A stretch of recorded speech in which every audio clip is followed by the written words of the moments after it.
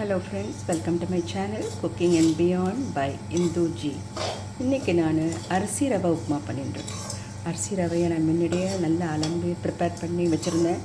அது எப்படின்னு ஒரு அழகாக அரிசியை நல்லா ஊற வச்சுட்டு அதுக்கப்புறமா நல்லா தண்ணியில் ஒரு 10-20 மினிட்ஸ் ஊற வச்சுருங்க. அதுக்கப்புறம் நல்லா நிழலே காய வச்சுருங்க. அப்புறம் ரவை பதத்துக்கு நம்ம மிக்சிலேயே உடச்சி வச்சுருங்க.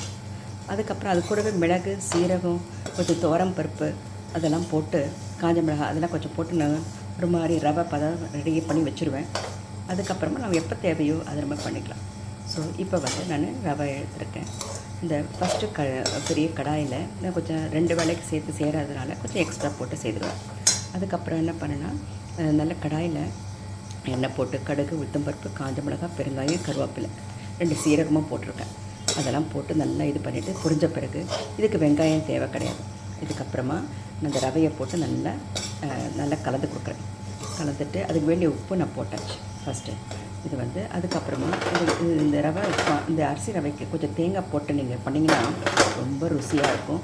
நம்ம இது பாருங்கள், தேங்காய் திருவுனது கொஞ்சமாக ஒரு 2 டேபிள் ஸ்பூன் போட்டு இது கலந்துட்ட பிறகு நம்ம சின்ன தீயை ஆக்கிடணும். ஏன்னா தண்ணி கொதிக்கிற தண்ணி ரெடியாக இருக்குது.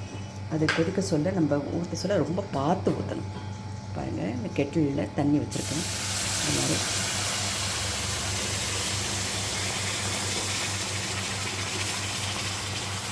ஒரு டம்ளர் ரவைக்கு 3 டம்ளர் தண்ணி, அதான் கணக்கு.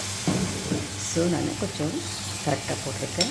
நான் 2 கப்பு எடுத்துருக்கேன். அதனால் 6 கப்பு தண்ணி நான் கொதிக்க வச்சுருக்கேன் ரெடியாக.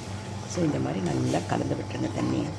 ஸோ இது பாருங்கள், சின்ன தீயில் இருக்கணும். அப்புறம் தண்ணி கொதிக்குது பார்த்திங்களா, அதனால் நான் ரொம்ப கேர்ஃபுல்லாக இருக்கும். மேலெல்லாம் கையிலெல்லாம் பட்டுருச்சுன்னா ரொம்ப கஷ்டம். ரொம்ப தீ காயெல்லாம் வந்துடும். ஸோ இந்த மாதிரி நம்ம கலந்துருங்க. தேங்காயோடு வேகிறதுனால ரொம்ப ருசியாக இருக்கும். ஸோ கொஞ்சமாக தண்ணி ஊற்றி நீங்கள் கலந்துக்கலாம். அட் அ டைம் ஊற்றுறதுனா மேலே கீழே தெளிச்சிரும். அதனால் நம்ம திட்டமாக நம்ம எவ்வளோ தண்ணி மெஷர் பண்ணி நல்லா கொதிக்க வச்சுட்டோன்னா கொஞ்சமாக ஊற்றி கலரிக்கலாம்.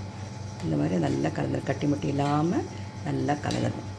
இது அப்படியே மூடி வச்சுருங்க. ஒரு 10 மினிட்ஸில் சின்ன தீயிலே வச்சுருங்க. இதுதான், இதை அப்படியே மூடி வச்சுருங்க. பாருங்கள், நான் சின்ன தீயில் வச்சுருக்கேன். அது அப்படியே வேகட்டும். வெந்த பிறகு நம்ம என்ன பண்ணோம், திறந்துட்டு ஒரு ஸ்பூன் நெய் போட்டுக்கலாம், இல்லைனா தேங்காய் எண்ணெய் போட்டுக்கலாம். அது நம்மளோட சர்வ் பண்ணுறதுக்கு பின்ன கொஞ்சம் கருவேப்பிலையை கிள்ளி போட்டு அது மேலே ஒரு ஸ்பூன் நெய் இல்லைன்னா தேங்காய் எண்ணெய் ஒரு ஸ்பூன் போட்டு கலந்து கொடுத்திங்கன்னா ரொம்ப சுவையாக இருக்கும். இது கூட எந்த ஊறுகாயும் வச்சு சாப்பிட்டுக்கலாம். தேங்க்யூ.